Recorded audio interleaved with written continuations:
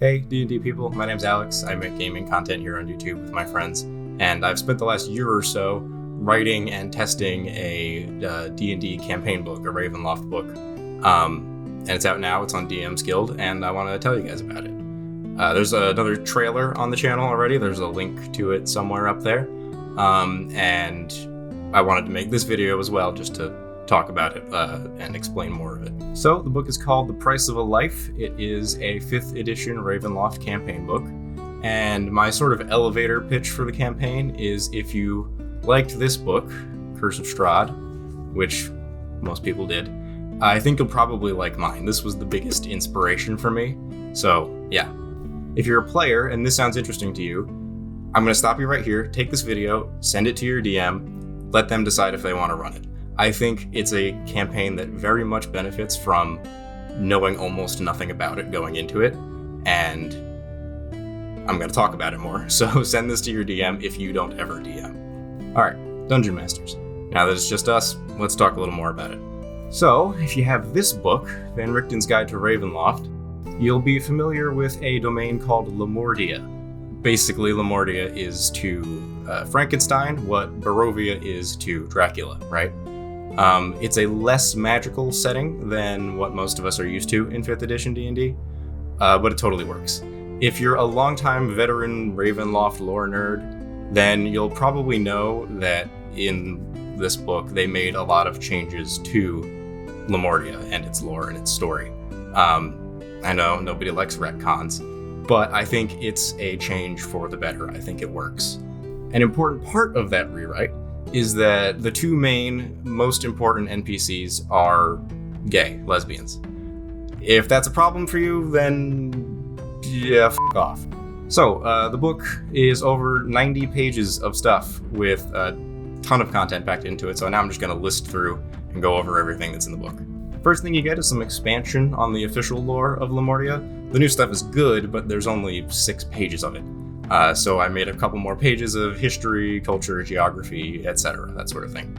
The main thing is a 7-level adventure where your players will get stuck in Lemordia and have to find their way home. I'm not going to get too into it here, there's a bunch of twists and turns and that sort of thing. It's a low-level campaign, it's just level 1 to level 7, which I think works better for Ravenloft horror in general. I think stuff is scarier when you only have a few hit points. The whole thing has been play tested. I ran it for a group of 4 of my friends. I'm not going to sit here and say it's perfect, but it's been tested. You don't have to worry about crazy, out-of-whack power balances like sometimes you do with homebrew content. The first chapter of the story is set in Sire 1313, a tiny domain briefly mentioned in Van Richten's. It's sort of a self-contained thing, so you can ignore it completely. You can skip it and just get right into Lemordia, or you can take it out, run it as like a Halloween one-shot, as a sort of standalone thing. I compare it to the Death House in Curse of Strahd, where it's this sort of intro mission kind of thing. It's got 6 optional side quests, if that's your sort of thing. It's just simple stuff, more info than the like 1-sentence descriptions in Van Richten's, but not huge. And then it's got decent-sized random encounter tables as well, which are separated by land and sea encounters. I threw in 3 player character features as well, because why not? Most books come with something like that. And I have a system for firearms in the book. I know there's a ton of people who've come up with other alternate rules for firearms, and if you have a system that you already like, you're perfectly welcome to use it instead. But because they're so common in Lemordia, in the official lore and in my interpretation of it, I didn't want to leave you hanging without it. It's a simple 1-page rule set, very bare bones. I think it's pretty well balanced. They hit harder than bows and crossbows, but don't render them completely useless. I think it's a good balance. Again, like I said, you're free to use a different system if you like.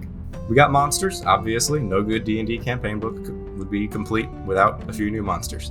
Obviously the best ones are different kinds of Frankenstein-esque abominations, but there's a few others as well. This is a good time to mention that the art you're seeing right now was done by Stace at artofstace on Twitter. I did what I could for most of the art with free stock photos in Photoshop, but some of my monster ideas were way beyond my artistic abilities, and Stace absolutely killed these. Everything came out very good. Definitely reach out to her if you're looking for an artist for your own RPG projects, or you just want a character commissioned. You can find her portfolio links in the video description below. Got some rules for new items and special potions in Lamortia, and then, of course, Lamortia is known for its big steam-powered ships, so I've got rules for those as well that are based on the boat rules that you'll find in Ghosts of Saltmarsh.